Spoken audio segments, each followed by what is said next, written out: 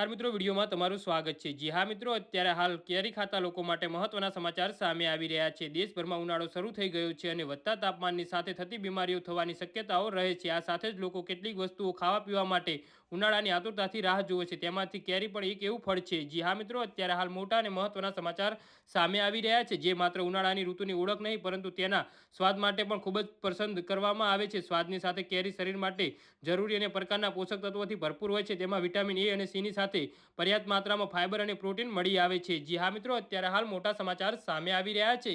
તો સમાચારમાં વધુ વિગતવાર વાત કરીએ તો આરોગ્ય નિષ્ણાતનું કહેવું છે કે કેરી ખાવી એ આપણા સ્વાસ્થ્ય માટે સૌથી ફાયદાકારક છે, પરંતુ કેરી ખાતી વખતે નાની બેદરકારીથી સ્વાસ્થ્યને ઘણી ગંભીર સમસ્યાઓ થઈ શકે છે અને પોઈઝન પણ થઈ શકે છે। બજારમાં મળતી કેરી ખાતા પહેલા કેટલીક બાબતો જાણવી ખૂબ જ જરૂરી છે। જી હા મિત્રો, આરોગ્ય નિષ્ણાતનું કહેવું છે કે પાકેલી કેરી ખાતી વખતે બેદરકારી રાખવાથી આરોગ્યને ઘણી ગંભીર આડઅસર થાય છે। માત્ર કેરી જ નહીં, બજારમાં મળતા અન્ય ફળો અંગે પણ ધ્યાન રાખવાની જરૂર છે। જી હા મિત્રો, અત્યારે હાલ મોટા સમાચાર સામે આવી રહ્યા છે।